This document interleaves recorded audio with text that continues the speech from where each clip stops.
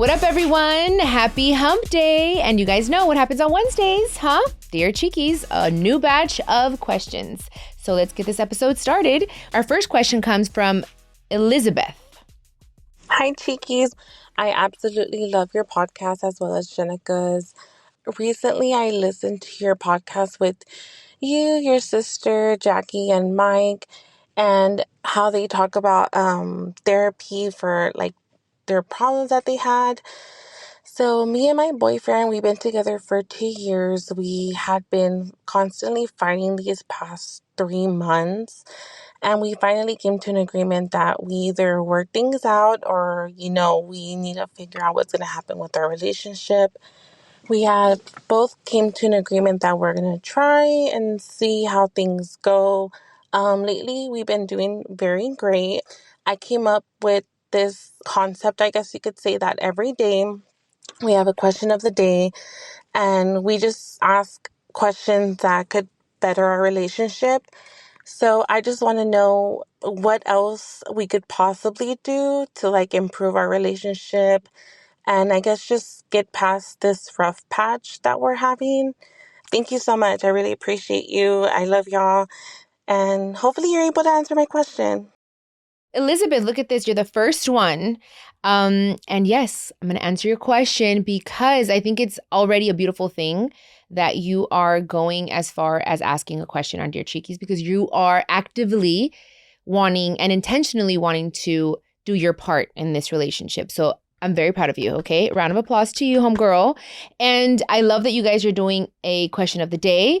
I think it's important also to have date nights, okay? At least once a month. I know it can get expensive, but at least once a month where you guys are just enjoying each other's presence, okay? That's a thing that happens in relationships. Something I learned as well, my past relationships, is that we get comfortable. There's nothing worse than anyone. It can be a friendship. It can be at your job. Anyone that gets comfortable, it just starts ruining everything, especially in a relationship.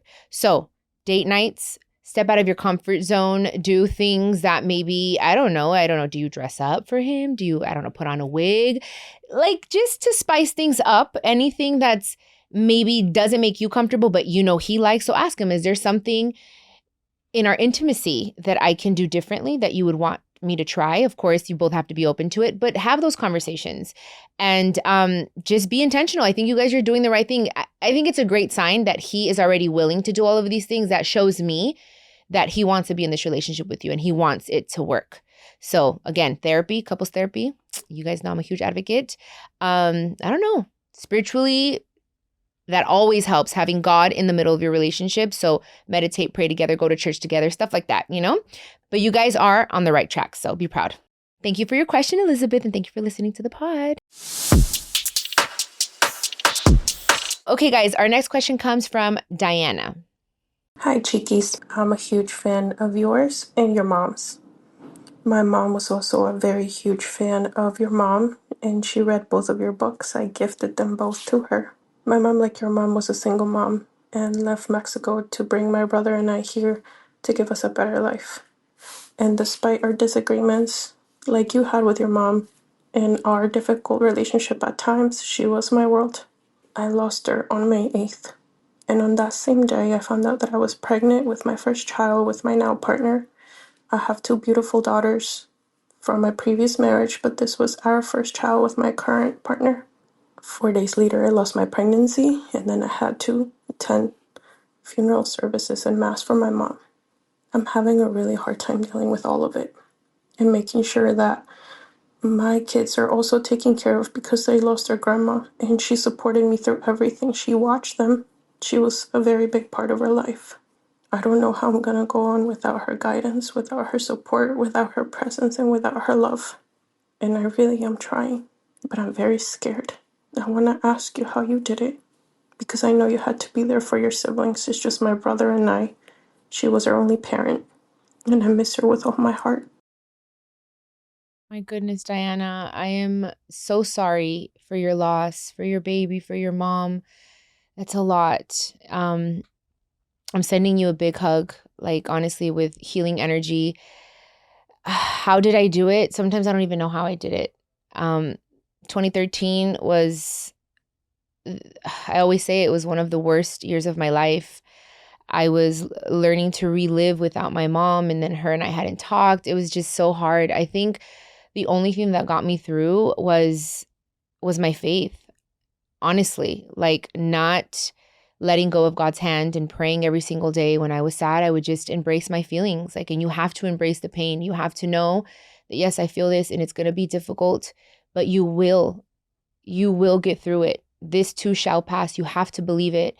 Another thing that made me feel better as well was I had my siblings. You have your children. You have to be an example to them and show them what, God forbid, if something were to happen to you, how you want them to be, and that's what kept me going. My siblings were my motor, Johnny and Jenica. They were little and they kept me going. And I'm like, I want to be an example. I want to be strong. I need to heal through this so that they're okay, and you're going to cry and it's going to be a roller coaster of emotions. The first year is the hardest, but little by little, it will get better.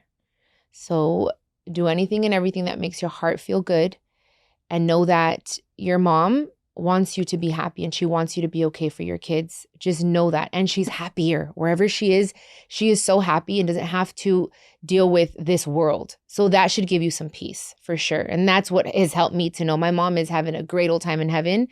And when God thinks it's time for me to see her, it's going to happen. I know she's here in spirit. So just know she's with you. She hasn't left you. And you're going to be able to feel it in certain situations. But I know it's a lot easier said than done. So I am sending you a big hug, and I'm going to be praying for you and your family, because I hear the pain in your voice, and I know what you're feeling and what you're going through, but you got this. We got this. Okay. Te mando mucha energía buena, Diana. Okay. So our next question comes from Crystal. Hi, Chiquis. Love your podcast, and I'm a big fan of you and your mom. I just had a question. I have a guy that I've been talking to for about 2 months, and sometimes it's been a little bit hard. We have a 7-year age gap. He has a kid. I have no kids, but I don't know if I'm getting myself into something that is a little messy. I've listened to your advice and I asked him the questions of like how he feels for me and this and that. He just tells me that, I check off all his boxes, like he enjoys my company, but he feels like it would take about 6 months to know if he wants a serious relationship or not. And he's brought me around his family, he's brought me around his son. And from what I was told by his other family members, that he doesn't typically do that. But then I have seen sometimes some shady shit where it looks like it could be that he's talking to other girls. I've asked him if he talks to other girls. He told me no. And I try not to overthink, and I try to just let it be because it's only been 2 months. But do you think I'm getting myself into something messy, or should I just play it out and just see what happens and hope that maybe with more time he will see and feel his feelings more? He's also not very vocal about his feelings. So he's more, from in his words, he's not a kid and he's more of an actions over words. But ¿qué opinas? Okay, I'm not mad at that, Crystal. I'm not mad at him saying that he's more of like actions. I like that, because a lot of guys are words, and then their actions don't meet their words. So I think you need to just slow your roll. It's only been 2 months. If he's straight up telling you, I need 6 months to know if I want this to be serious, then you should also like see if you want to be with him like in these 6 months, like right now. Don't worry if he's talking to other girls or not. Like, it's good. I'm not saying don't worry, but of course you don't want him to talk to other girls. I think you should be very like upfront and say, I want to be exclusive. Now, if you find him talking to other girls, and that's obviously a red flag, and you just, shake that or blow that popsicle stand. You know what I mean? But I think you should just take it slow. I think if he's introduced you to his family, that's an action. And if his family tells you that he doesn't do that, then I think you should take that as okay, there we go. He's showing me with his actions. Don't ignore that gut feeling, but I think just take it day by day. Enjoy. If you enjoy his company, enjoy it. Like, have some fun and give yourself 6 months to see if you even want to be with this person. And you should also say, I want this and I want that by the 6th month. I want to know, okay, is this official and absolutely exclusive and we are together, and am I the girl? Or are you even the guy? You feel me? Just chill right now. chill. I don't see any red flags right now. I think he's being very straight up.